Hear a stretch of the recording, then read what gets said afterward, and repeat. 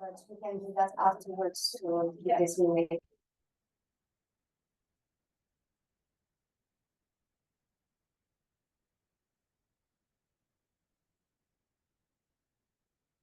Des petits signes, pas de souci.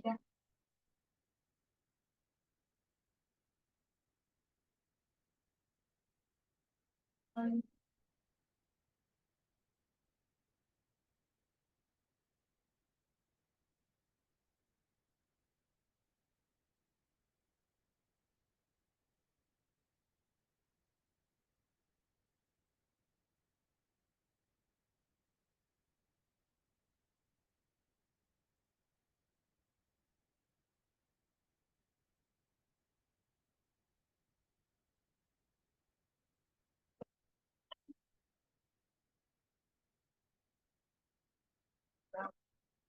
ai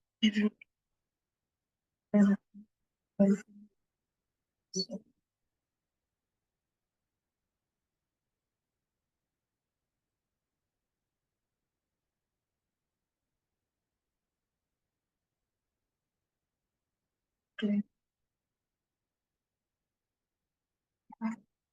Pas mal.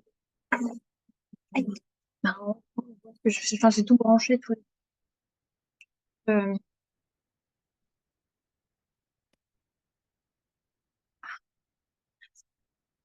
je sais. C'est que j'ai tout est branché, tout est...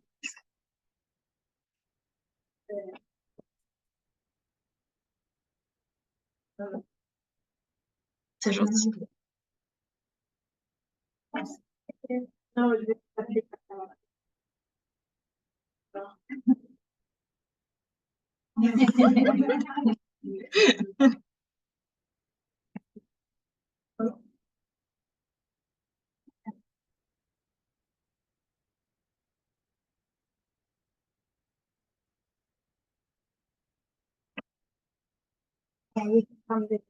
Okay, great. I'm sorry.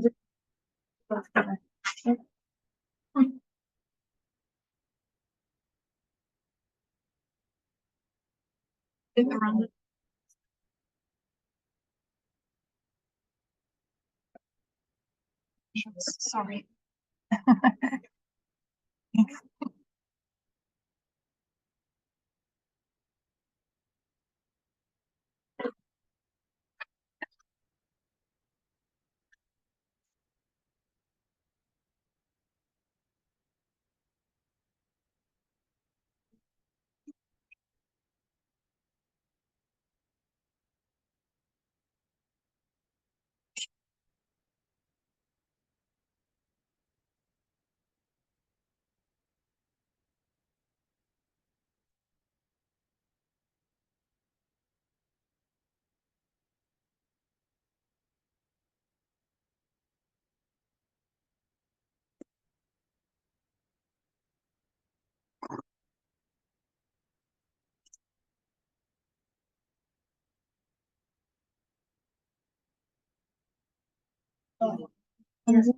Challenge. Ah oui, on peut l'écrire.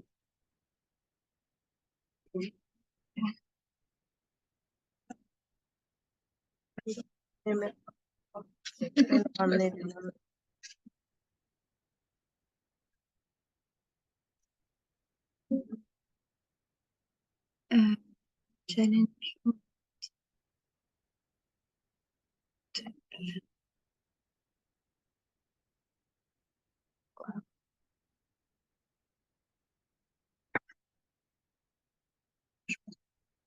J'ai écrit.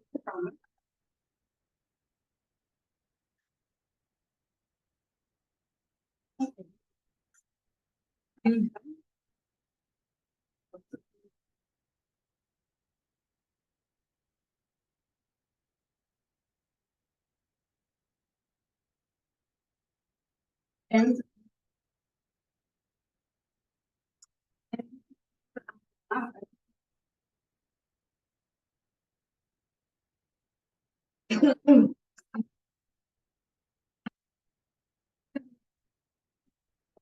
la cible pornographique, en fait,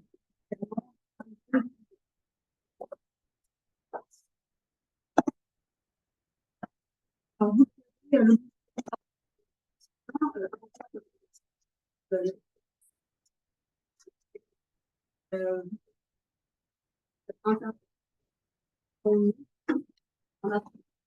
pouvez,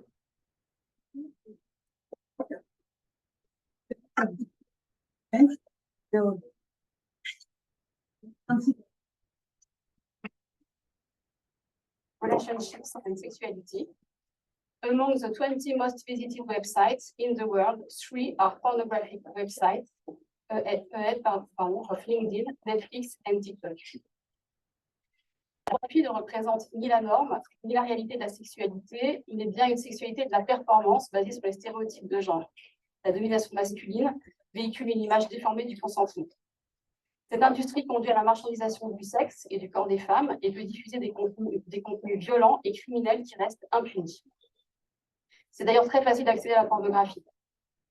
Pornography represents neither the norm nor the reality of sexuality, but rather stages a sexuality of performance based on gender stereotypes, male domination, and conveys a distorted image of consent. This industry leads to the merchandising of sex and women's bodies and may disseminate violent and criminal contents that goes unpunished. It is extremely easy to access pornographic content online. A quarter of young adults between 18 and 24 years old consider internet as the most useful source of information on sexuality. And the first exposure to pornographic images happens around the age of 14 on average. At the same time, this first exposure of pornographic contents can be experienced as a shock. The brutality of this confrontation is sometimes even compared to a psychic rape by specialists. La France a pris conscience de ce phénomène. Deux procès historiques se tiendront prochainement contre les producteurs de l'industrie pornographique. Alissa reviendra sur ce sujet. France is one of the first countries to tackle this phenomenon. 2 historical trials will soon be held against pornographic industry producers accused of rape, procuring, and human trafficking. The publication of a report by the French Senate last September brought a collective awareness and initiated a global reflection on the topic. The French government has chosen to make the fight against pornographic violence and the merchandising of bodies a public policy priority. L'objectif de ce side event, donc de cet événement, c'est de faire comprendre l'impact de l'industrie pornographique et la façon dont elle affecte la perception du corps et de la sexualité.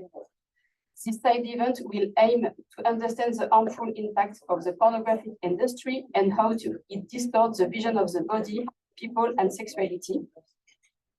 It will bring together international experts and activists. This event will also be an opportunity to understand the digital world as an innovative and participative space to inform and promote new models of comprehensive sexuality education. Pour commencer, je vais donner la parole à Taïna Bien-Aimé, qui va nous présenter un panorama en fait des liens entre la pornographie et la prostitution. Qui va expliquer en quoi ça influence les violences faites aux femmes et aux filles. Donc, je vais vous laisser la parole pour une dizaine de minutes et un peu plus si c'est possible. D'accord, merci. Je vais mettre mon téléphone parce que sinon, je risque de parler trop long. Merci à l'Organisation internationale de la francophonie pour l'accueil et merci à la CLEF pour l'invitation. Je parle en anglais, donc pardon à tous ceux et celles qui auraient préféré que je parle en français, mais la prochaine fois. So, thank you, everybody. So, as we know, since I'm the first presenter, I'll give an overview, sort of the history of pornography, or at least the terminology of pornography, because as they say, we have to know where we come from before we head to our dedicated direction. And then I'll talk a little bit about the legal tool, both at the international level, international covenants ratified by member states, and the national legal tools and that should be in place that are not in place, and also the lack of political will of our governments, and then briefly talk about the United States as a case study of the challenges that we face with cyber pornography. So as we know, cyber pornography is an international public health crisis and is a criminal phenomenon whose negative effects on its victims and society, particularly on women and girls, are immeasurable at many, many levels: economic, financial, cultural, from a health perspective. And it also produces harm that I would say reach femicidal levels. It normalizes sexual harassment, sexual abuse, and dehumanization. But other than finding the internet super highway as its new home, which has unleashed the cyber pornography as we know it today, and can't be understated, pornography is not a new phenomenon. The story of pornography is the story of the system of prostitution, and the history of the system of prostitution is the history of patriarchy.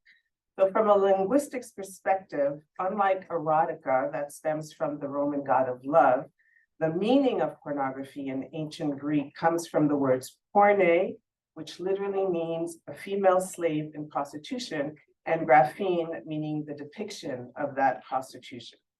So pornography literally means the recording, writing, or depiction of a female slave in prostitution.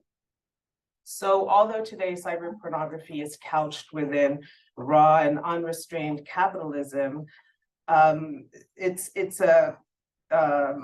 something that we have seen from the times of ancient Mesopotamia, whose misogynistic Hammurabi codes still permeates our lives today in almost every country. They depicted prostitution on images. Of course, the rise of capitalism intensified the commodification and sale of women's bodies for profit, but it didn't invent it.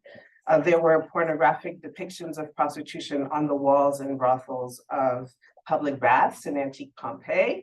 The Marquis de Sade, the famous 19th century French aristocrat, known for his pornographic fiction, and who was jailed for a number of alleged crimes, including whipping and drugging women in prostitution. And of course, the word sadism comes from this celebrated personality. Amerigo Vespucci, whose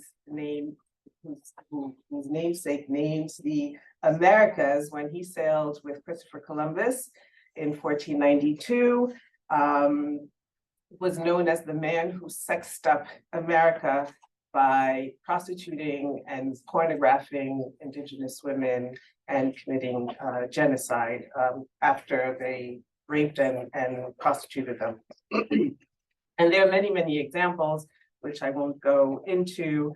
A quick note on terminology, because obviously, again, since pornography is prostitution on screen, it's important to remember that in the late 1970s, early 80s in California, the terminology that is now ubiquitous, the terminology of quote unquote sex work and sex positivity were both coined at the same time by a movement that included California group Coyote, which was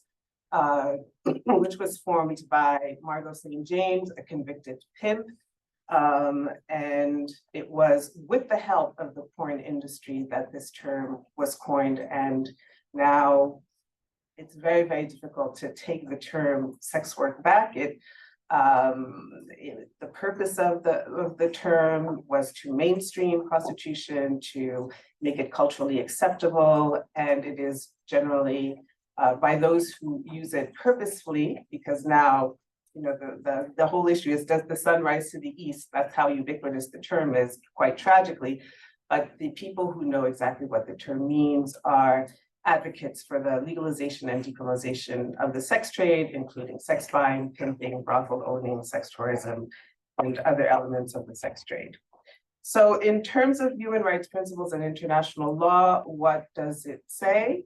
And what are the obligations of member states? So the feminist legal scholar Catherine McKinnon and writer Andrea Dworkin predicted in 1983, and probably Gail as well, who was an adolescent then, but still a fierce advocate, that society would be substantially more saturated with pornography if nothing was done to stop it.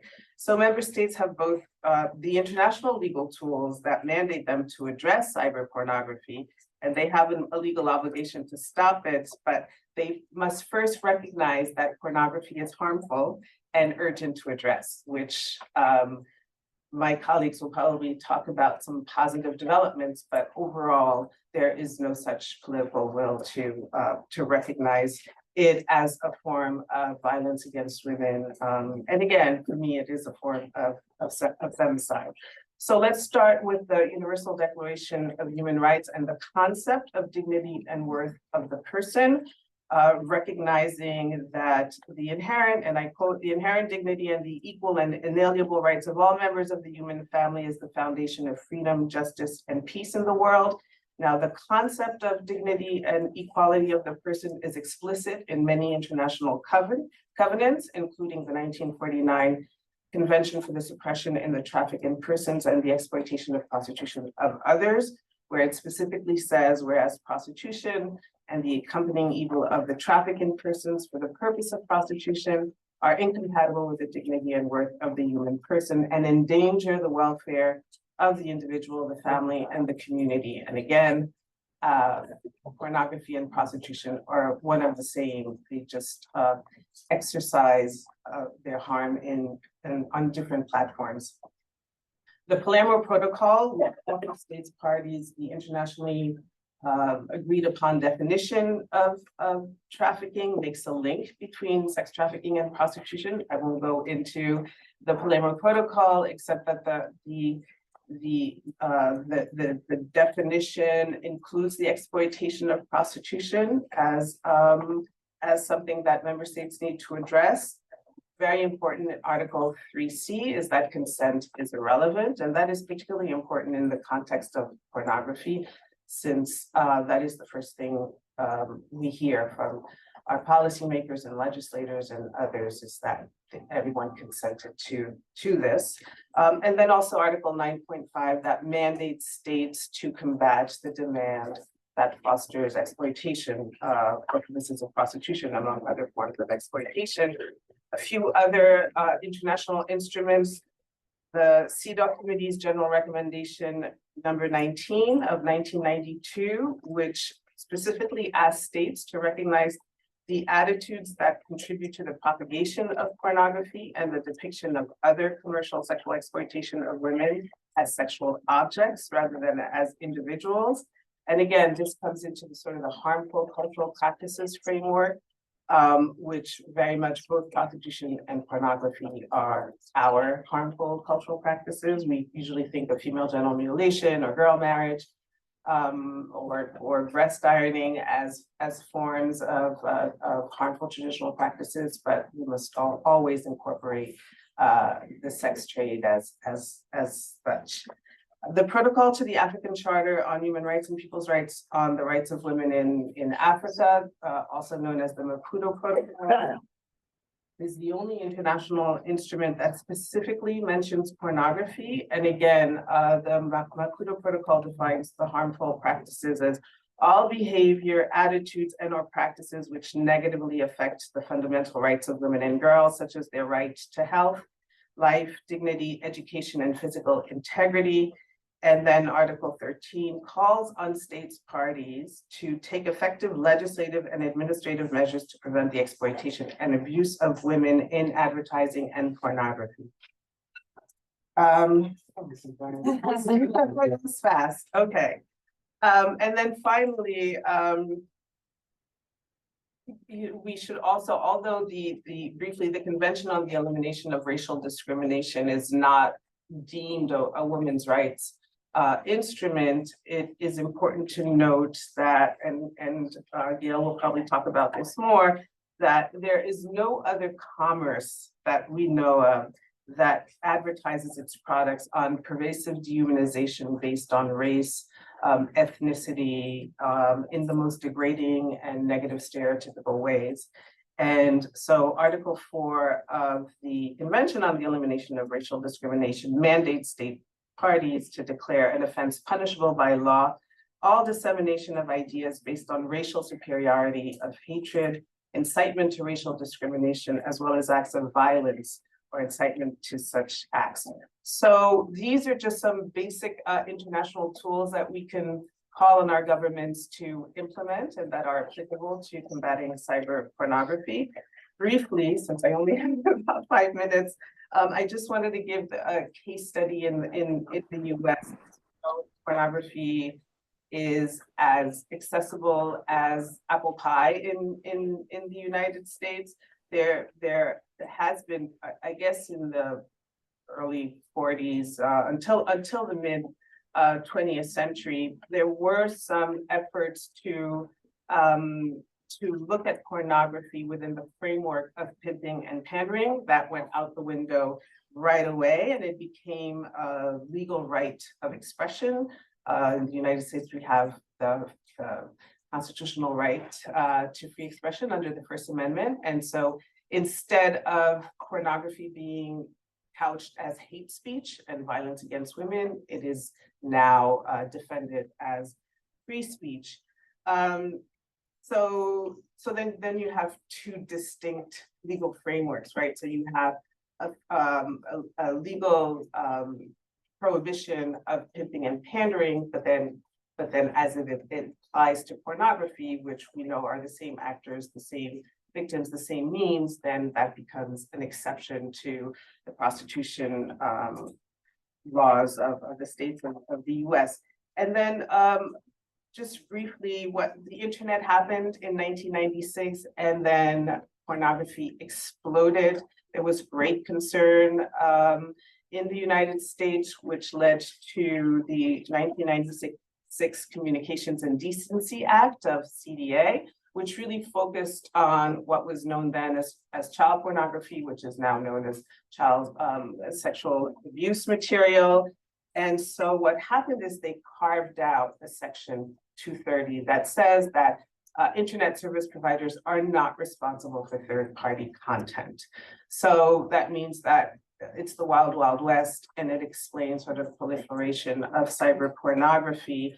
For about 20 years, we worked very, very hard, and we're successful in 2018 that we passed the FOSTA-SESTA. It's a highly controversial bill by from our opponents' perspective, who just don't understand it purposefully. But what it does is that the FOSTA-SESTA surgically amends CDA 230 that says that any internet service provider that knowingly promotes sex trafficking or facilitates sex trafficking and promotes prostitution, which is pimping, is liable. This is a key law, we believe, that could go to not just pornography sites, but also a number of online prostitution and sex trafficking sites, such as sugar dating and other sites. There is very, very little political will to implement this law. And so my time is up, and I know Gail will talk about Pornhub. There are some positive developments with respect to Pornhub, and yeah, I just think I'll leave it to my expert colleagues to give you a more hopeful landscape as to how we can address cyber pornography. Thank you very much.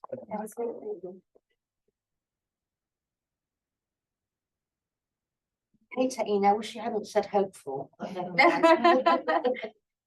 Thank you. You can, should I jump in?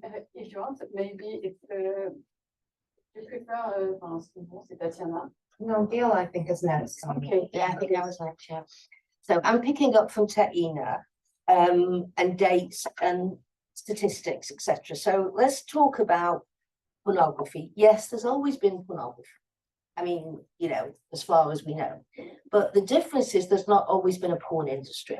And that's what we need to talk about, how it went from isolated images in caves, right, to being part of the wallpaper of everybody's lives, especially young people. So if we're going to talk about the industry, there's a couple of dates that are critical. The first one is 1953 with the first edition of Playboy. And that was the first time ever that a pornographic magazine was circulated through mainstream capitalism. Never before. Now, it was a pornographic magazine, although Hugh Hefner wanted to sell it as a lifestyle magazine. And I don't know about you, but I've never met the man who bought it for the pictures, right? The articles. So I was thinking of writing to Hugh Hefner and saying, you're wasting your money on all these pictures. Evidently no guy's looking at it. That was the argument in the United States. He only was reading for the articles. Of course, it was for the images. So in 1953, Hefner launches Playboy. He doesn't put a date on the first edition because he assumes he's going to prison. Turns out, overnight bestseller, and then very quickly took over and groomed the culture into accepting pornographic images of women mainstream. And he lays out the softcore area. Then in 1969, in the Chicago Tribune, there's an ad with a bunny in the crosshairs of a rifle. And it says underneath, we're going bunny hunting. And that was the first ad to launch Penthouse. So Penthouse came to town to go after Playboy and wanted to basically be the #1 porn magazine. So what happened between 1969 and 1973 was a war between Playboy and Penthouse to see who could produce the most explicit magazine. In the end, Penthouse won the battle but lost the war. Why? Penthouse became so hardcore that the advertisers ran back to Playboy, and you make money through advertising, not through buying. So you had then Penthouse now sitting on the sidelines, watching the American public get groomed to accept harder pornography, was actually a strip club owner in Ohio called Larry Flint. And it's no accident that in 1973, the first edition of Hustler, so it came out, which was much more hardcore. Of course, I say hardcore. Let me tell you, I didn't think I'd live to say this, but I'm nostalgic for the days of Playboy, Penthouse, and Hustler. So moving on, and what we see for many years is Playboy is in the softcore, Hustler's the hardcore, and the middle is Penthouse. The worst place you want to be, the middle, because you can't attract advertisers because you're too hardcore, and you can't attract the hardcore readers because they want more hardcore. So Penthouse never did very well. Playboy enormously well, as did Hustler. Then you got the VCR, but what really changed everything was 2000, when the internet became domesticated. And what's interesting is it wasn't just pornography taking advantage of the internet. Pornography money, R&D money went into developing the internet. The pop-ups, the pop-downs, the payment systems, they worked hand in glove. And in fact, often if you go to the biggest porn expo in the world, which is in Las Vegas, there's often you'll have the electronics industry annual conference upstairs or downstairs, and you see everyone running upstairs and downstairs. It kind of become one industry. So in 2000, pornography became affordable, anonymous, and accessible on the internet. The 3 A's that drive demand: affordable, accessible, anonymous. Now, for those of us who are researching this, what was astounding was like overnight, it went to ultra hardcore, wasn't gradual. The minute it hit the internet, the mainstream pornography was hardcore, to the point that to have seen those images, you would have to go to a porn shop and know somebody who carried such a level of hardcore. So softcore disappeared.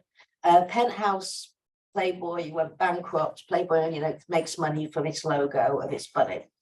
And you suddenly drenched in hardcore pornography. Now, however, these were mom and pop organizations. They set up, they'd make a porn movie, or lots of them, they'd make their own website. It all looked very cheap and not very professional, but it made a fortune. Then in 2007, Fabian Thymann, a German businessman who was an IT specialist, started an organization called Man-Win, as in man win, women lose. And what he did is he developed a whole new set of porn sites, tube sites, which were free. And he went around vacuuming up all the other porn companies and he pirated images, and anyone could upload, and it was free. You got the premium if you paid for it, but it's suddenly, from nowhere, hardcore pornography was free. That's in 2007. He was thrown out of Manwin in around 2009 because he went under house arrest for what they always go under house arrest for, which is not paying taxes. They always get them on the taxes, not on the pornography. And it was then changed to MindGeek. So MindGeek now runs the whole infrastructure of the porn industry at the distribution level, right? You've still got some mom and pop producing it, but the distribution level is where you make money. Imagine Nike making Nike sneakers. The women in Cambodia get paid, what, a couple of cents? But when they sell them at the distribution end, that's where the money is. So money is always at the distribution end of the value chain, never at the production end. And this is what is now controlled. MindGeek now controls the production end, owns most of the free tube sites, and especially the ones that bring in most profit, especially Pornhub. So let's talk about what's gone on from Pornhub onwards. So first of all, depending on what study you look at, the average age of first viewing hardcore porn by a boy is anything from 7 to 11, right? By the age of 16, the vast majority have masturbated on a regular level to hardcore porn. And again, I want to be very clear, mainstream porn is hardcore porn, it's torture, basically. What you're seeing is torture. So let me tell you what's on the porn sites. Now, it doesn't matter which tube site you go to, it's all the same. And it doesn't matter which category you click on, they're all the same. So I'm going to run through what virtually every porn scene for free is up there that a 9 or 10-year-old is catapulted into. So what you will see is gagging, and this is explicit, so I'm giving a trigger warning here. Third, you will see gagging with a penis. This is where the penis is so far down the throat, she's gagging, she can't breathe, the tears are streaming down her face, she's trying to push him away, he's pushing her closer to the penis, and she's basically choking. Now, the second thing you see, which is actually growing, is to be strangulation. And people confuse choking and strangulation. We have to keep them separate.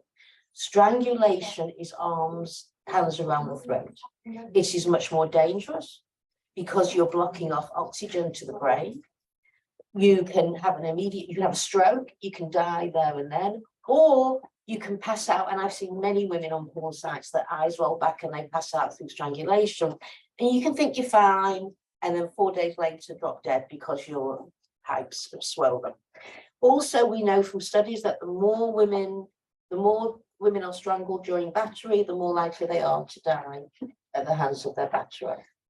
Also, with strangulation, it is used in many countries as an argument when if she dies that it was rough sex. Now, I just want you to think for a moment how ridiculous that is, right? Rough sex. And what's happening if you are having sex and you could accidentally die? Right? Have you ever been in a position where you could just accidentally die? If you are, then it's violence that's happening to you. If it goes too far, you're in a position of having violence, sexual violence perpetrated against you, not rough sex. And it's used to get murderers of women off, and it's often they do get off with the rough sex argument. So also what you see is very, very rough anal sex. One of the problems with women in the porn industry for them is that it's so rough that their anuses literally drop out and they're having to have them constantly sewn up again in their bodies. Ejaculation on the face. Most men in studies, when they ask what is the number one act you want to do, it's ejaculation on the face. Quote, come on a face. And often this happens where you've got 4, 5, 6, 7 men ejaculating on her face, she can't open her eyes, and she's being spat upon, her hair's being pulled, and she's being called every imaginable name from bitch, whore, slut onwards. So this is your average porn scene that this 9 or 10 or 11-year-old boy is catapulted into, is a woman being orally, anally, vaginally penetrated, having her hair pulled, being hit, being called names, very rough sex, well, violence, very violent sex, and at the end, ejaculation on her face. This is what you catapult a 9-year-old boy into. Now think about this. When this kid goes on looking for pornography, he's putting in words like boobies or breasts. He does not for 1 second think he's going to be catapulted into this. His assumption is that he's probably going to see, if he's really lucky, a pair of breasts, or really, really lucky, a naked woman. Has absolutely no idea what he's going to be catapulted into. Now, what we argue at Culture Reframed is what we are doing here, well, the porn industry is traumatizing an entire generation of boys. Because it's traumatic. I mean, those of us who look at porn, we get secondary trauma from it. What does it do to a 9-year-old, 10-year-old boy who's masturbating to it and then has a toxic stew in his stomach of arousal, fear, self-loathing, and who's he going to talk to? Now, when you traumatize a generation of boys, which we are doing, guess who's the collateral damage? Girls and women. So this is what we're doing. So you're going to take down the boys, they're going to take down the girls. What we know, for example, how this is playing out, is that a massive increase in child-on-child sexual abuse, which is really boys on girls. It used to be that the average age of the male perpetrator was 15, and the average age of the victim he was raping, usually a girl, was about 11. Today, the average age of the perpetrator, and I say that in quotes because he's so young, is around 11, and the average age of the girl he's raping is 4. The violence is so much greater. I recently was talking to somebody in child protection. They said they're seeing things against these girls they've never seen before. Of course, strangulation. In one case, they said a boy bit off her labia. This is a kid, right? All of these levels of violence they see, and they've got the porn in one hand, and then often they have a device, the boys, and they're taping the rape and then uploading it. Okay, so it's so normalized, it's so utterly normalized that they don't realize this is a crime that they're taping. I mean, do you ever see a bank robber go in to rob a bank and he's taping himself robbing a bank, so then uploading it? Of course not, because he knows he's committing a crime. These boys are so drenched in porn that they're actually holding evidence of their crime and then uploading it, not realizing it's a crime. And in fact, what we found when we talk to kids is a lot of them see Pornhub only porn's tube sites as just an extension of Snapchat and Instagram. They don't even see it as anything other than social media. So this is what we have in the world. Any kid with a device can go onto any porn site anywhere and get catapulted into this world. Now we know that girls are increasingly looking at this also. Why? Not to masturbate. They're going on there to watch what the boys are doing so that they can then perform porn sex on the boys. And of course, what we're finding quite understandably is it's terrorizing the girls. The girls are getting terrorized by looking at porn because they think this is what I'm going to have to do. This is what it means to be a girl and have sex. So you're traumatizing these girls. You're also grooming them to be ready for the porn sex that these boys are going to demand from them, and demand they do. So what are we going to do about this terrible mess? Well, first of all, we have to adult up. This is an incredible loss of adults playing a role in providing a culture that sustains our youth. We have not done that. We've let the porn industry hijack the sexuality. And again, not only are you abusing the boys, the girls are getting the absolute abuse in real time, in real life. The other thing I'd like to talk about is how do we change the law? Well, one way when we're talking about the equality law is we expand it.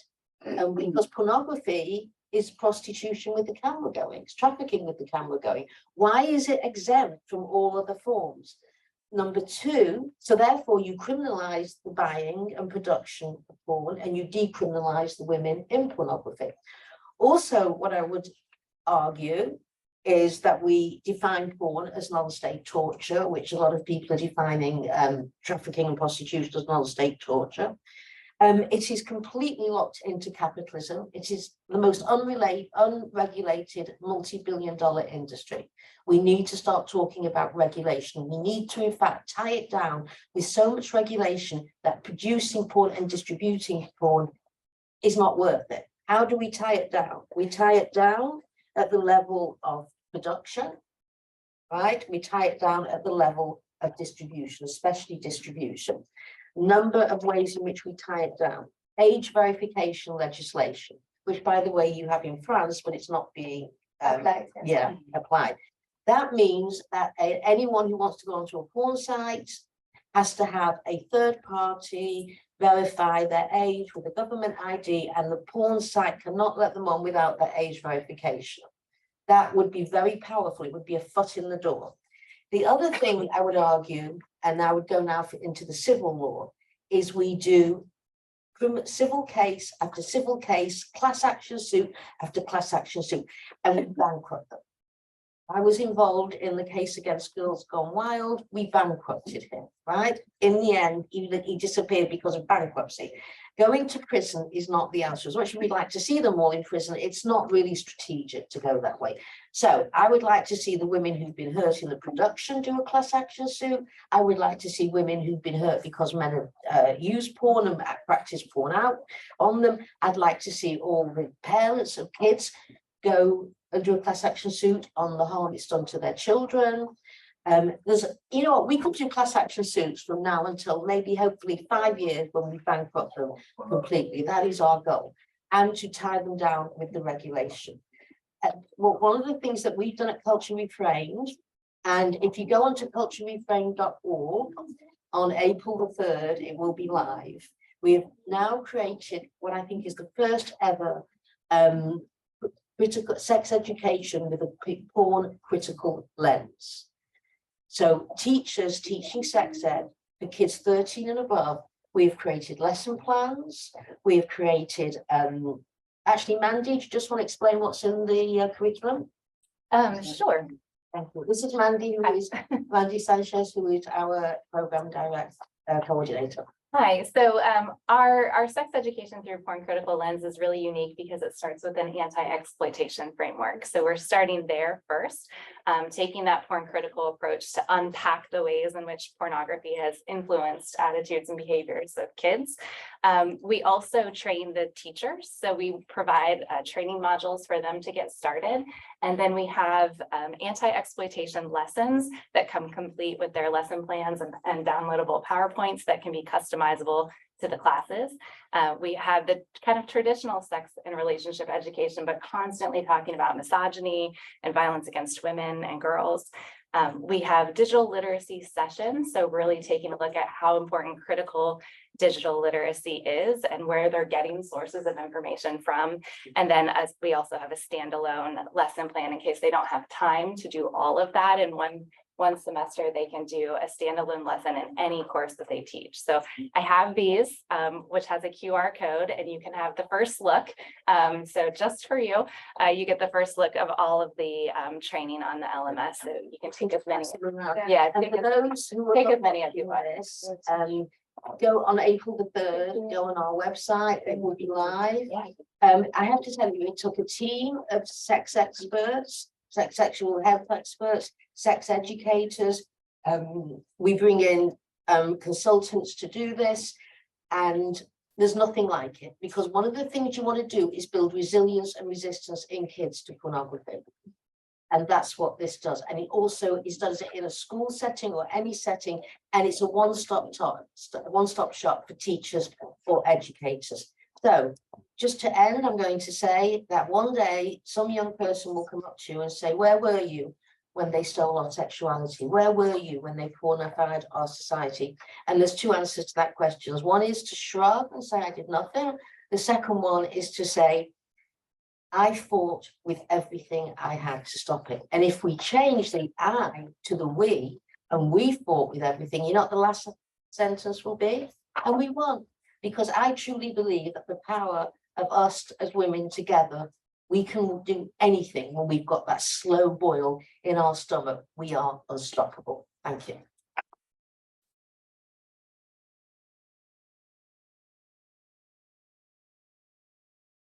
Gail is always a hard act. But I'll try. And what I want to do is bring the focus now on something that we do have legislation and policy all across the globe, which is human trafficking, and specifically trafficking for the purpose of pornography production, which is unrecognized. In most spaces, there are a few countries that actually recognize it within their anti-trafficking legislation. There have been various interpretation of this under other forms of sexual exploitation and the Palermo Protocol. But the reality is it hasn't been actually translated into practice or recognized in most countries around the globe. There are a few that do include it in their anti-trafficking legislation, for example, Czech Republic, but it has never been applied. That's an issue that is really quite cohesive and worrying, especially since trafficking has generally moved online, especially with COVID-19 pandemic. We did a study actually with UN Women, specifically looking at what happened during COVID-19. And what we have found is that a lot of the trafficking has moved online, and where trafficking for the purpose of pornography production has existed across, now a lot of it has actually moved online. And as the latest UNODC statistics demonstrate too, identification of trafficking for the purpose of sexual exploitation has decreased for women and girls, and the level of violence has increased. Before I continue, I actually want to refer to also a quote by Catherine McKinnon, following Taïna's example. And what she actually said many years ago is that pornography is a technologically sophisticated form of trafficking in women and children that is penetrating ever more deeply into societies and colonizing them ever more widely, including transnationally through the internet. Pornographers are, by definition, third parties benefiting from sexual exploitation for trafficking, at once a human rights violation and a transnational and domestic crime.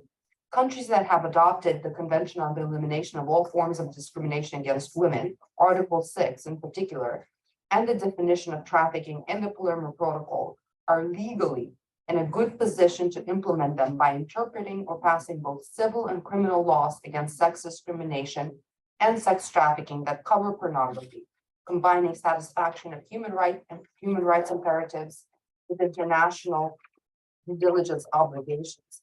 Now, the reality is that hasn't happened. As Gail has mentioned, and so has Taïna before, what is happening is the full cycle of generating demand, grooming and recruiting and breaking victims of trafficking through the usage of this, blackmailing them to keep them in situations of trafficking. And then even after they have been removed from their situations of trafficking, they're continuously exploited on these online sex trafficking sites, and they have no recourse outside of writing to the pornography sites and asking them to remove these materials. So now what it has also created is the continuation of profit, even in situations where someone has been recognized as a victim of trafficking officially. This issue actually was brought to me by a survivor of trafficking. And frankly speaking, working in this field, I was surprised, and I said, okay, how can the traffickers continue to benefit? No legislation. This is it. There's nothing to even say to prevent traffickers from continuing to profit from the exploitation of formally recognized, which is rare, victims of trafficking in law. What does this create? This creates a situation where trafficking for the purposes of pornography production is generally just not punishable. There's nothing that can be done on it. So it creates a more lucrative and less risky business model for most traffickers. But at the same time, there has been no call for governments to be accountable for this, because a lot of these pornography sites pay taxes. So what does it do? So what actually happens in those situations is that you have continuous exploitation of victims of trafficking that have been recognized by government, paying of taxes to the government. without any actual recourse, which actually can fall under the Torture Convention in real terms, and not just non-state organized torture convention. So this is where we all have an obligation, as Gail has said, to call on those governments actually to address those issues, because they have signed the Palermo Protocol. Majority of the countries around the world have. And we cannot allow this type of exploitation to continue, especially when we look at trafficking, because there are laws that have been accepted. It doesn't even need the creation of other laws. Another issue I wanted to briefly discuss with you is what's going on with the women and children from Ukraine. Everybody's talking about Ukraine right now. Many countries around the world have unrolled essentially the red carpet and said, Ukrainian refugees, we welcome you. We're going to provide you protection, support, etc., etc. The vast majority of Ukrainian refugees are women and children. They were targeted by trafficking networks en masse prior to the war in Ukraine. The children were as well. I've actually personally worked on the, to contribute to the development of legislation, because Ukrainian children were particularly targeted by those seeking to produce child sexual abuse materials, especially during COVID times and on. So what has happened, and I could pass these around. We have conducted a survey of Ukrainian women to actually really understand what is happening to them and their children. So when it comes to Ukrainian women, refugees, 1 in 100 have received proposals to work in the sex industry. And these are not the proposals you would think that's just something you get online. A lot of it is, we can provide you housing and support, etc., but it will be in a brothel, which is what they learn at the end. 1 in 250 receive proposals to produce pornographic materials. So the same thing. It's all combined together into this one package. And these numbers are coming from last September. So now that the women actually have lost a lot of their savings, there's a lot more pressure on them.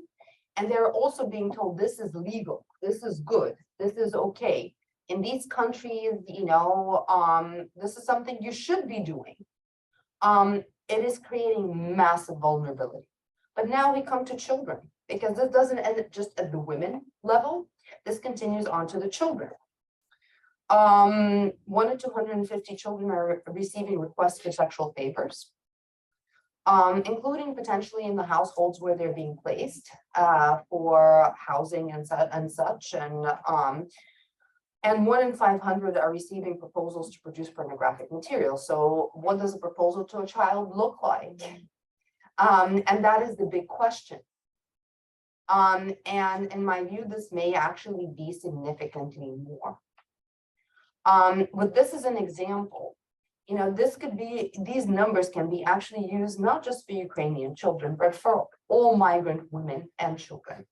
Because the situation, or the reality of the situation is, and Taïna has also mentioned this, there are significantly racist aspects to production of pornography, whether it is child sexual abuse materials or pornography industry itself. And those from marginalized migrant networks are particularly targeted. All across, whether it is for production of pornography, whether it is for prostitution, or for trafficking for the purpose of sexual exploitation. These are the women and children, as well as some men, who are being targeted nonstop. We need to call on states to address the demand for production of all of these forms of sexual exploitation. Without that, we will have generation after generation of children who are doing this, and we will have generation of women and girls, and as well as boys, who are being targeted, exploited, abused, and have very little recourse, even when they can prove that this has happened. Whatever goes, and I've heard this from many survivors, whatever goes online actually is, they find it to be much more harmful in terms of recovery, in terms of their privacy, in terms of social inclusion post fact. This actually stays, and chasing websites to remove this is almost impossible, because once one website removes it, the other one is there. And also those that have had this produced as children, some of them are harassed and tortured 20, 30 years later. So I will end with this, and actually a note of hope that we can change anti-trafficking legislation, because most of what happens on pornography sites is trafficking, to actually reflect trafficking for the purpose of pornography production. And we can do that all together because we do have the tools for this. There's no innovation there. There's just the understanding that trafficking has evolved to include online forms of trafficking that have to be addressed and have to be addressed now. Thank you. Thank you.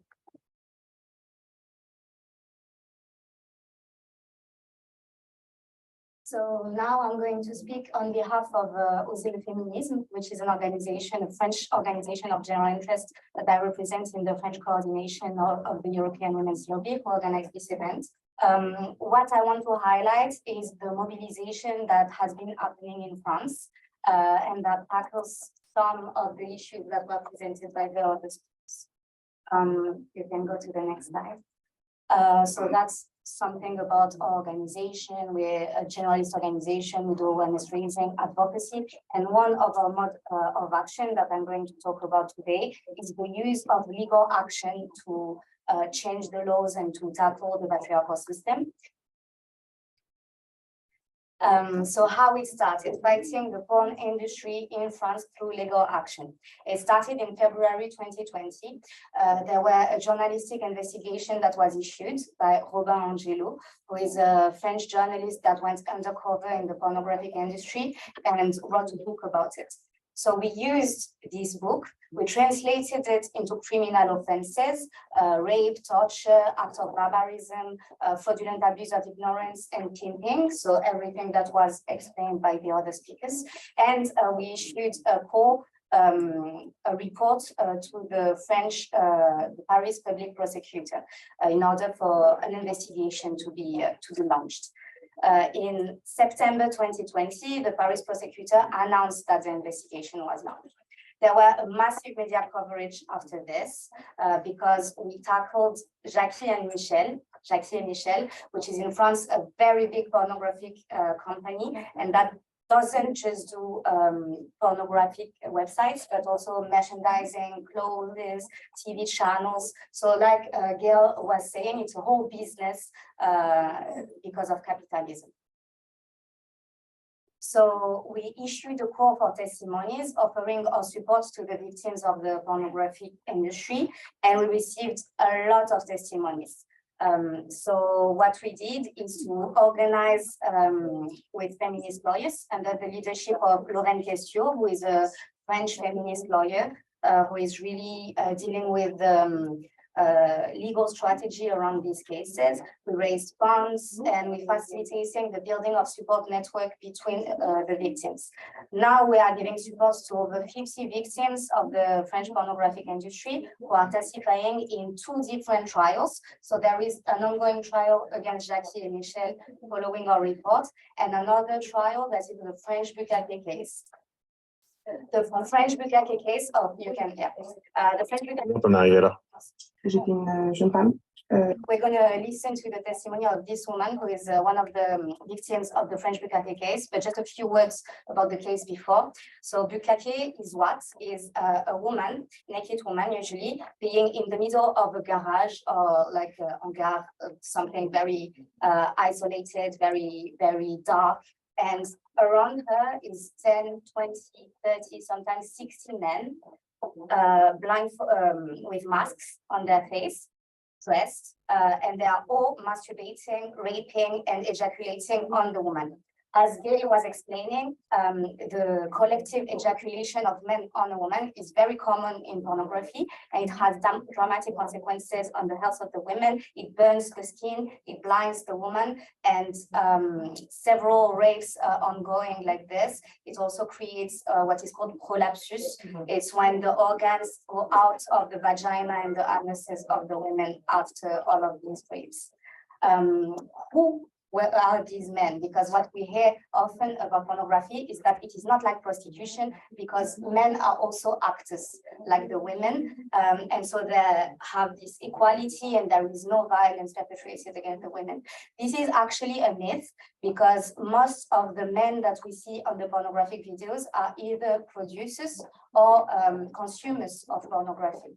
And that's what happened in the Bukake case. It was men who were consumers of pornographic platforms, and Pascal Opé, one of the men who is now in preventive detention, was issuing calls on Twitter, come to this address that day, that time, with your ID and a mask. And these everyday life fathers, co-workers, etc., would go and rape a woman on camera. And this is what is on the pornographic platforms.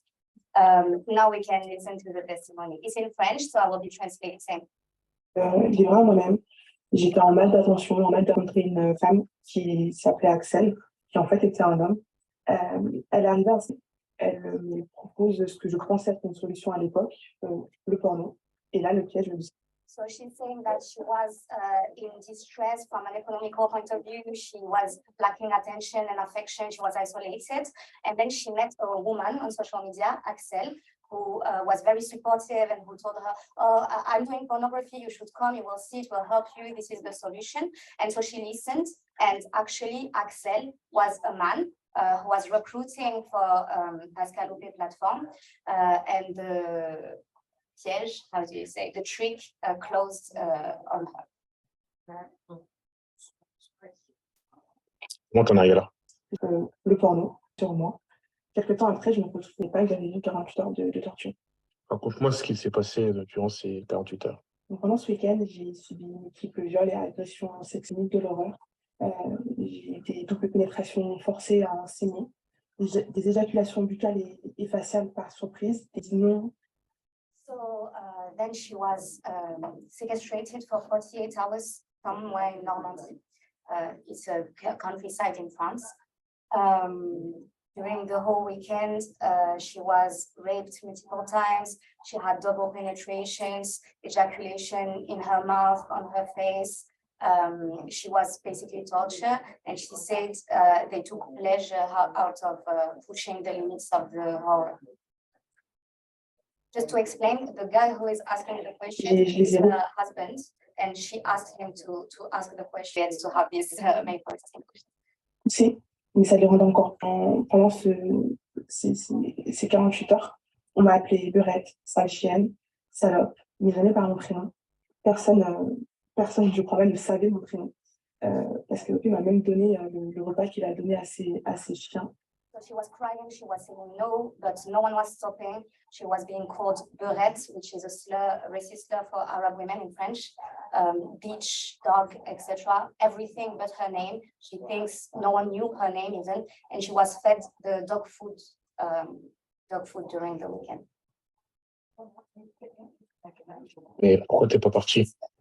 7 years ago, now she is in her late 20s, so she was around 20 at the time of when this happened. Yeah. Et que d'hommes, on m'a fait signer un papier que je pensais être un contrat.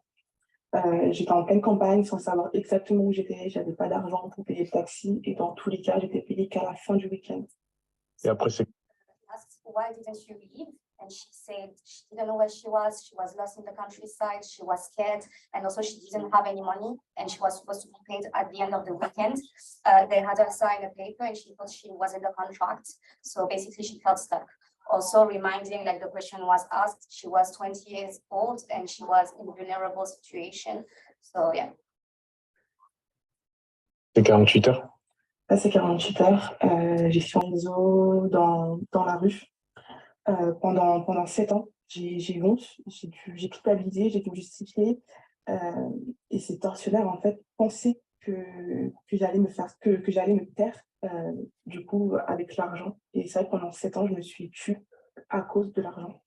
So she says she feels like she's still in these 48 hours. It was 7 years ago, and for 7 years ago, she still suffered the consequences. She felt guilt, she felt shame. She's still being harassed on social media. She's still being harassed sometimes on the streets because she's being recognized. Et aujourd'hui, j'aimerais bien que la honte change de camp. Je crois pour l'avenir. Je veux que la société comprenne que je ne suis pas un cas isolé. Je veux qu'elle comprenne que le porno, c'est que du viol, de la torture, de la déshumanisation, de la barbarie. C'est un système criminel qui me fait croire que tout ça, c'est OK. Aujourd'hui, je ne peux plus être sauvée.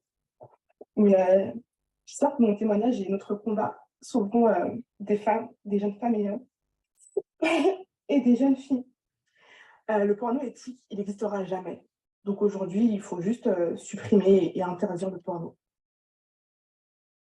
So she's saying that what she wants is for society to understand that she's not an isolated case, that pornography is nothing but torture, barbarism, rape, and violence, and that now she feels like she cannot be saved, but she hopes that her testimony and the mobilization that we're having will save other girls and other women. And she also says that ethical porn doesn't exist and cannot exist, and what we need to do is forbid and erase completely pornography. So you can go to the next slide. That's her testimony. I know it's very heavy. It's heavy for me too, and I have heard it multiple times, but I feel like it's very important to listen to the victim. One of Taïna was very well explaining the history of the sex work narrative. One of the arguments of our opponents that don't want even a regulation, but nevertheless, cancellation and fighting against the pornographic industry, they tell us that we don't listen to the sex workers or the women in the industry, but actually we do listen to the victims of this industry. Overwhelmingly, women and girls in vulnerable situations, migrant women and girls, indigenous women and girls, young women and girls in economic precarity, etc. So listening to their voices is very important. Anyway, regarding the cases, now our organization is civil party in 2 criminal cases, as I said. 20 men are already being prosecuted for rape, pimping, torture, and most of them are on pretrial detention. These men are not only the producers, it's also the recruiters, actors, which is very important because the actors are the ones raping the women, and the distributors as well. And our objective, our strategy is to get a jurisprudence to apply the definition of pimping and prostitution to pornography, because France, as you probably know, is an abolitionist state. So we consider that prostitution is violence against women. Go to the next.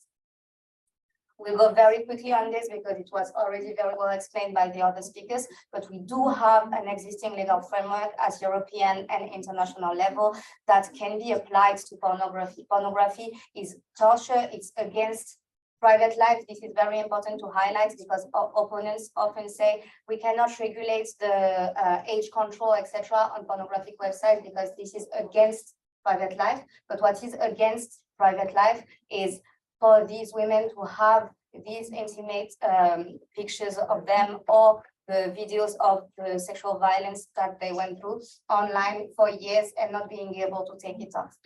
It's also trafficking under the definition of the Palermo Protocol. So along and in support with these legal actions, we're doing a lot of advocacy. We're reaching out to the media, and in France, like I was saying, there has been a huge media coverage of these cases, especially with Le Monde, which is a very big French newspapers, and they issued 4 investigative pieces on the trials, and this had a huge impact. We have been doing a lot of meetings with CSA, ARCOM, and PAROS, which are governmental and independent entities that are in charge of the regulation on the internet. And they are all saying that they cannot do anything, basically. They don't have the means, they don't have the capacity, they don't have also the legal framework at national level to be able to regulate the pornographic websites because it's so huge and there is no trans-border cooperation like there is, for instance, for terrorist content. We have met with politicians, so the President, Ministry of Women's Rights, members of the parliaments at European level as well, and senators. And as a result, the Senate has issued a very good report with evidence against the pornographic industry and a resolution to call for the government to take action. And there has been a launch of interministerial meetings, work meetings, to work on this issue. So this is advancing, at least in France. It's not done yet, but something is happening. We're trying to organize in France beyond feminism. This is very important for us. We want to reach out to childhood protection, anti-racist organization, because as it was said, pornographic industry is profoundly racist. There are the racial categories, and the indigenous and ethnic minority women are even more humiliated and violated than other women. Also, there is incitement to incest and pedocriminality on the pornographic websites with categories such as teen, schoolgirl, and so on. We're organizing at European level. There is an ongoing work on a directive on violence against women and girls, and we're trying to include pornography in this. And we're organizing worldwide with mobilization against MindGeek that Gail Dines described, which has a very big monopoly on the biggest pornographic platforms. And what we're trying to highlight is that pornography creates a predation against the most vulnerable women and girls in the world, which are women and girls from the global south. And basically there is a responsibility of the global north, all countries here in the US, in Europe, etc., because we are the biggest consumers. It's where the platforms are hosted. The victims, the women we see on the videos, are actually women from the global south for the most part. So it's, for instance, women being raped in India.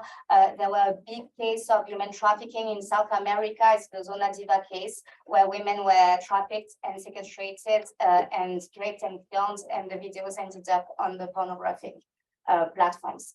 When the case class action was launched against Pornhub in the US, and then Visa and MasterCard went away from Pornhub. Then Pornhub deleted millions of contents, saying it's the content that was not controlled. We don't know where it comes from. So this just highlights how unregulated these platforms actually are. We are also raising awareness to the general public. We're participating in events, we're doing social media campaigns, and we're using scientific data. This is very important to have evidence-based advocacy. We're doing literature review and data collection to show the prevalence of violence against women, racist stereotypes, incest, pedocriminality, inciting content. By the way, the Human Rights Council reveals that 92% of convicted pedocriminals are viewers of child pornography. So we can see the direct correlation between the two. I'm trying to go fast. We're trying to break some myths around the pornographic industry. Women are never coerced into participating in porn, it's their choice. So this is not true. Right now we are raising funds for a study to highlight that women victims of sexual violence are targeted by pimps, and it is the traumatic consequences of sexual violence that leads to the women being exploited in this industry, exactly the same as in prostitution. It's also not just make-believe and cinema, it's actually real women. That's something very important that we're also trying to bring in sexuality education classes, is that it's not fake. It's not a movie that we're watching where, you know, when someone is being slapped, he's not really being slapped. When someone is being killed, it's not really being killed. In the videos on the pornographic websites, women are actually experiencing the violences that we see. And also it's building, that's something Gail Dines explained, but why it's increasing the violence against women and girls, it's also because it creates addictions. The 7 and 9 and 11 years old boys that are ending up watching this hardcore pornography, like you were explaining, they develop addiction to this content and also desensitization, and they're looking for pornography that is more and more hardcore, and then they're reproducing what they see on the videos on real women and girls. And yeah, to finish, let's fight to show that pornography is a public health issue, to highlight the crimes and violation of human rights that are hidden between the word pornography, to denounce the profoundly antisocial ideology behind pornography that is racist, pedocriminal, lesbophobic, and misogynistic. And to do that, we have advocacy, we have legal action, we have campaigning, we have awareness raising, direct action. So we're literally using every means in our power to fight against the disastrous consequences of this industry. Thank you very much. Thank you very much. It's okay. Bon, merci beaucoup pour vos interventions. Donc, je remercie aussi les personnes qui étaient en ligne, parce qu'il y avait un certain nombre de personnes qui nous suivaient probablement depuis la France, peut-être d'ailleurs. Et je vous souhaite à tous une bonne CSW. Et j'espère qu'on vous en verra. Il n'y a pas de question. Moi, vous avez encore un peu de temps? Oui, très bien. Alors, moi, merci beaucoup parce que c'était très éclairant et j'ai beaucoup apprécié et je vous remercie d'avoir choisi ce sujet. Je voulais juste vous donner une information. Moi, je suis tunisienne. Je suis membre du réseau Égalité Hommes-Femmes et je suis directrice exécutive d'un centre qui s'appelle le Centre arabe pour les femmes, qui couvre les radios de l'URC arabe, mais qui couvre aussi certains pays francophones de la famille. Ce que je voulais vous dire, c'est que nous avons des jeunes. Alors, il y en a une, on a demandé de parler d'elle, et de lui demander si je pouvais le permettre. Elle s'appelle Taïna Bien-Aimé. Je l'ai rencontrée une fois, et elle est en train de faire une campagne exactement comme vous êtes en train de faire pour les pays arabes et pour la Tunisie, entre autres. Hein. Et donc, voilà, elle vient. C'est en arabe et en anglais. Et elle m'a dit. So, okay. Basically, she is giving the example of a young woman from Tunisia that is also leading in her country a mobilization against the pornographic industry. And they created an online campaign. So there is the link here. It's called Cyber Crimes Podcast. The description of each episode in the website is in English and Arabic. The podcast was led by law students who presented the fact that pornography is violence against women and cyber crimes. So yeah, very, very interesting. I think I'm going to ask you for her contact. And she's living now in Washington. Okay, now she's living in Washington. As a student law. Okay, okay, amazing. Thank you so much. Is there any it happens anywhere. Yes, yes, it's a worldwide phenomenon. Do we have any questions?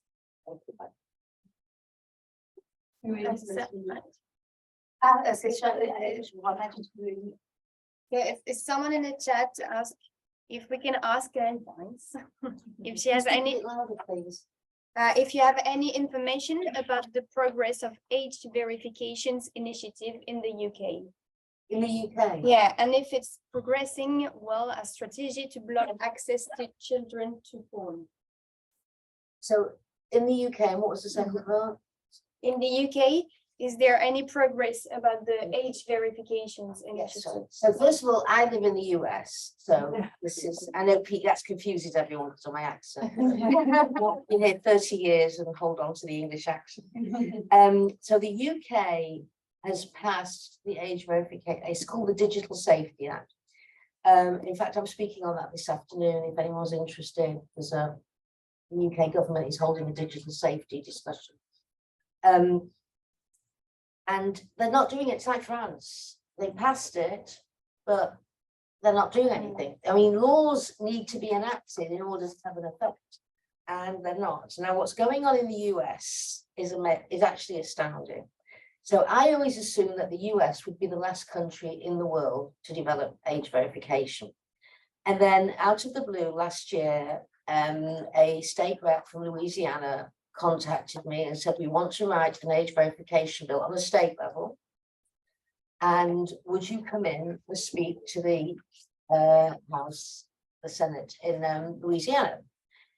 Because before we actually get the bill out there, I want people to understand why it's important. So went and spoke, ended up passing the bill, Democrats and Republicans, because we cannot let this become a right-wing issue based on morality. This is a progressive feminist issue based on facts, and we can't let that bit be written out of the anti-porn movement. So anyway, it got passed in Louisiana. It's a very good bill that says that anyone who wants to go on a porn site has to be third-party age verified. So of course, the porn industry is going nuts because now 15 to 17 other states are in play in the United States. The blue state that just came in was California. Now, of course, they've got to get passed in other states, but there's one state, I probably shouldn't say this in public, because I'm going to wipe off. California is fine, but I was going to say something like that I shouldn't say in public, because I don't want to let the industry know.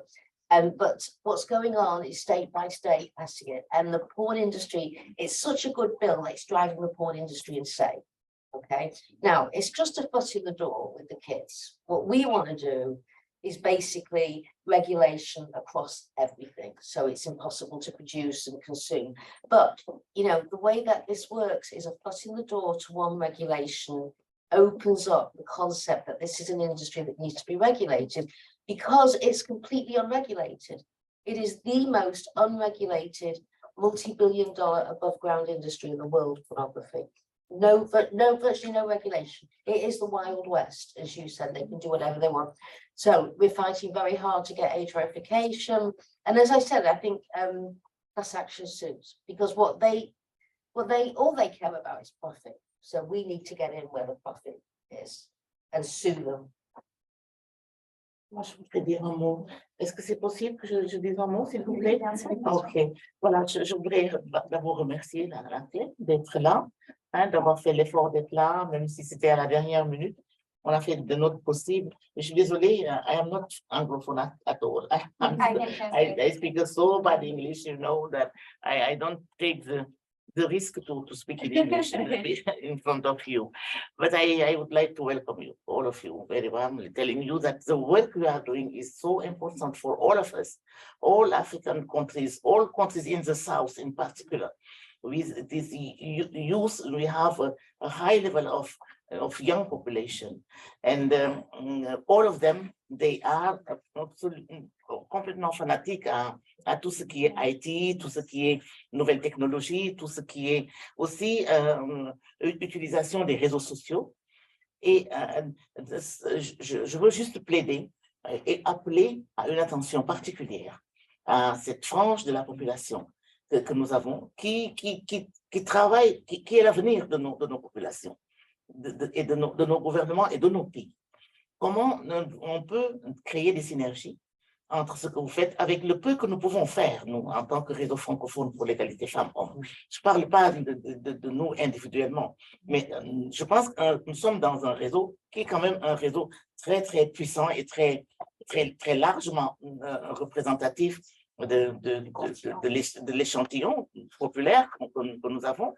Et il serait bon que l'on articule un certain nombre d'actions, que ce soit sur les lois, la question des textes pour nos différents pays, et l'application et l'harmonisation des textes aussi par rapport à nos différents pays, mais surtout qu'il y ait une veille, qu'il y ait un plaidoyer et une veille, qu'il y ait des sentinelles pour l'implémentation correcte des lois que nous menons. C'est juste un début de coopération. Si nous pouvons en parler après, si mes camarades sont d'accord, on pourrait proposer juste une petite lettre d'entente qui ne soit pas très, très contraignante pour vous ni pour nous, mais qui va créer des synergies entre nos différentes actions. Ce serait voilà.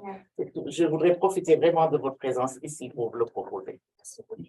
So she's proposing as head of the network of Francophonie, which gathers a lot of countries in the global south as well, that it would be very amazing to coordinate our advocacy on this issue.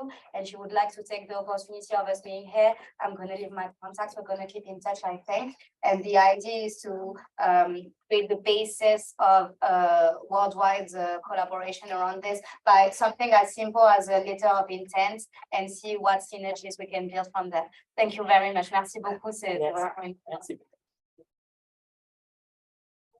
address the phenomenon that's going on in West Africa, for example, because I've worked and spent quite a bit of time there, and my children are also Ghanaian. And one of the things, some of the cases that I've been addressing now for some years now, and this started maybe about 8 years ago, 8 years ago or so, the gang rapes of young girls in schools, which are taped, put on the internet. And this is something that was not happening in West Africa. Pornography was a big taboo for the most part. Now it's widespread, and then these girls are then extremely vulnerable to other forms of sexual exploitation that actually continues. So this is a consistent situation that I have personally dealt with and worked on in West Africa, where, and we're talking about young girls, we're not talking about, we're talking about 12, 13, 14, Absolutely. and groups of boys, and sometimes it is the boyfriend actually that will call the girl to meet. And then he will be there with a group of boys sharing and whatever else, and replicating whatever they have seen and then putting it online.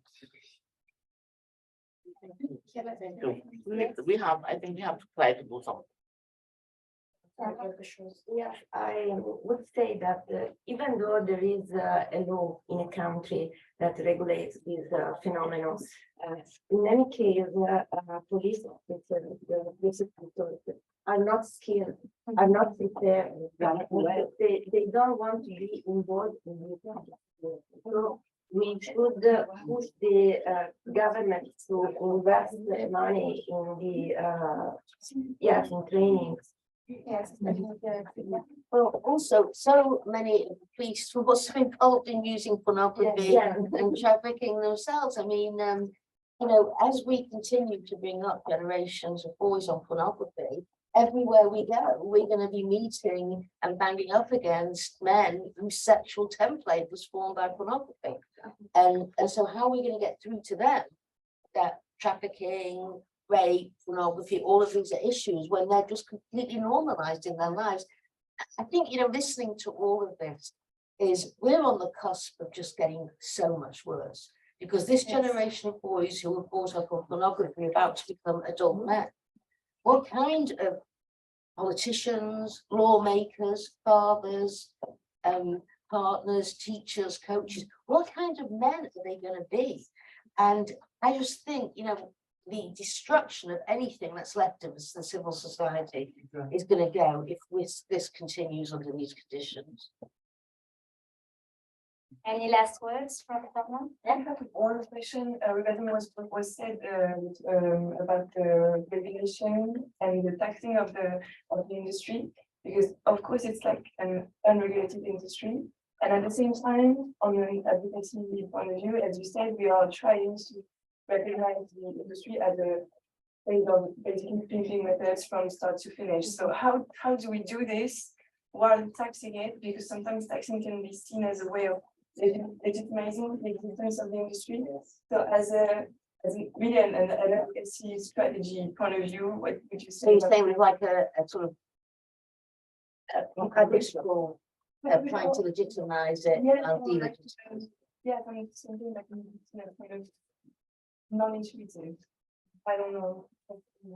By proving the real violence that is actually going, and the fact that it should not be legal and a business. So if government is collecting tax money, then they're participating and driving something that actually should not be legal to begin with, because a lot of it is rooted in trafficking and other forms of sexual exploitation.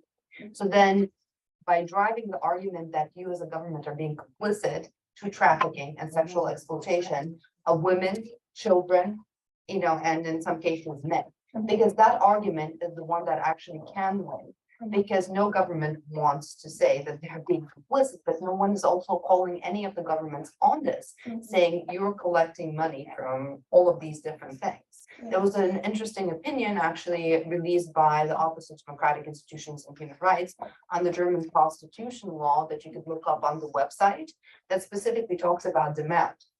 So now governments have all signed the Palermo Protocol, almost all the governments across the world, which specifically says that they need to address demand. One. Number two, as I said, being complicit in profiting from trafficking of recognized victims of trafficking is a pretty significant issue internationally that that governments can be called upon. And in this particular case, and as I said, and Gail has seen the studies, and and I have seen the studies, of the reality of who actually gets exploited on these pornographic sites. Many of them actually would fit the definition of a trafficking victim, and many of them have, as I said, received also the formal status in countries which is hard to get as a victim of trafficking. So that could be utilized to create real advocacy, saying that we do not want to sit back and allow governments to participate in this because it makes them complicit. And another way around this to think about is, these pornographers get venture capital, they work with banks, you've got Visa, MasterCard, they are actually at the center of so many forms of major capital, mainstream capitalism. So what you have to do is we have to acknowledge that it is an industry in a way that often, if you just separate it a moment for trafficking, a trafficker can't go into one of the banks and say, I'd like, 370 million or whatever, which is what Fabian Feynman got as venture capital. You can't do that, but you can do it if it's pornography. So this is why we have to tie it all together so that they can no longer have access to the enormous amounts of money that they get. I just have one comment based on what you just said about these kind of investors, so to speak. They offer these big investments to this industry. Is there any initiative at the moment looking at disrupting the money flow? Because consumers use regular payment methods, so PayPal or any other way of transferring money, which is actually very mainstream. Some of the credit cards, after those hearings in Canada, some of the credit cards withdrew and said you cannot use MasterCard, I think it was, or Visa, said we won't let you use these to buy pornography. And then I think they changed their mind probably a week later, right? So there are, I know, different law offices looking into how to disrupt the value chain, especially at the point of payment. Exactly. Because that's, if you want to disrupt anything, you want to disrupt it at the point of payment. Yes. So, but it's amazing just how complicit all of these organizations are in the legalization of pornography, which then again flows into the legalization of trafficking and prostitution and all of that.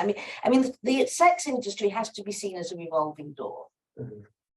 Right? That's what it is. It's kind of has to be seen as a revolving door, both financially and for the women in it, and for the consumers, the users, all going from one to the other to the next.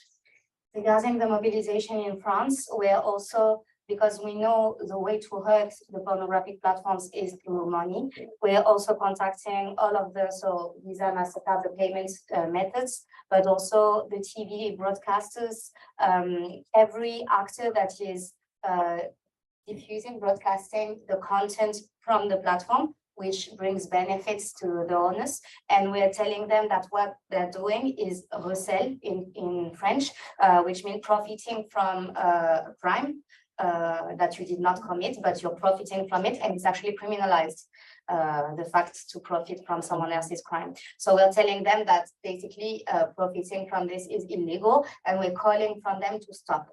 So it worked for Canal+. They stopped to have the Jackie and Michel, they had a channel dedicated to the content of Jackie and Michel website. They stopped. So this is a huge loss of money for the platform. So we're trying to multiply the initiatives like this.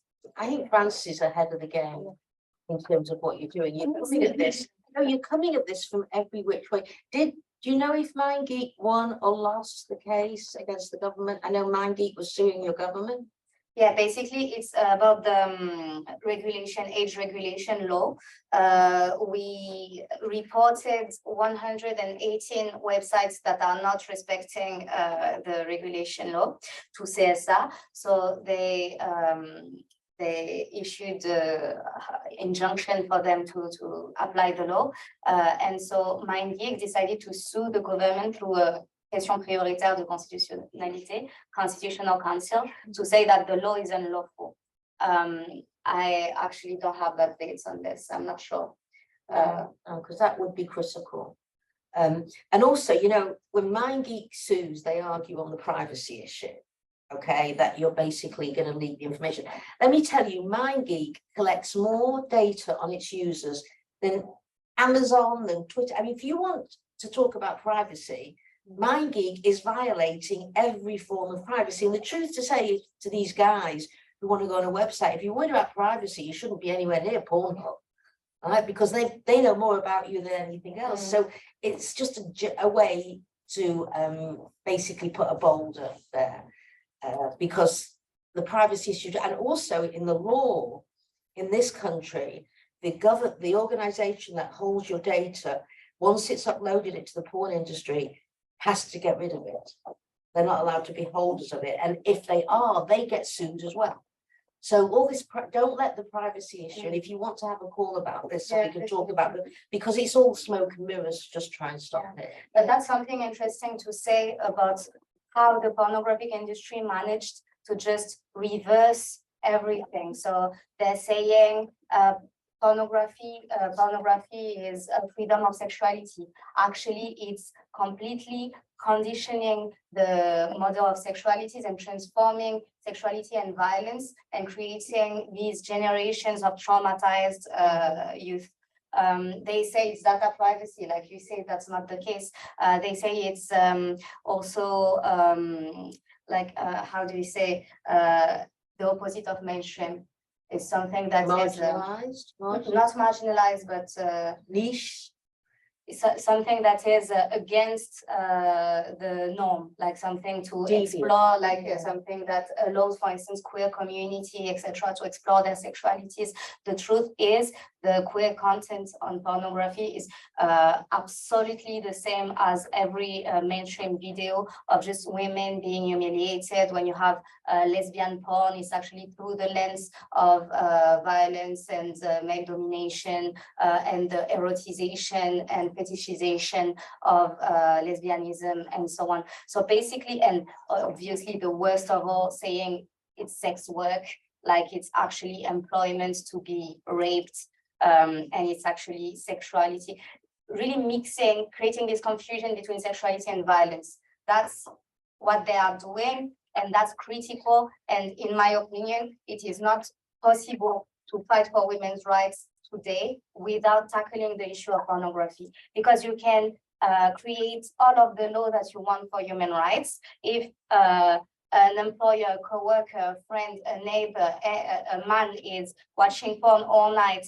masturbating to videos of women being humiliated, being degraded, being tortured, being raped, and then how are they going to consider women as human beings and as equal? It's the same thing as having a regulation on prostitution and having women on windows. If women can be bought as a commodity, how are you teaching the youth that boys and girls, women and men are actually equals? It's not possible. So that's why it's such a key topic, and that we wanted to cover during this CSW. And thank you so much for your attention.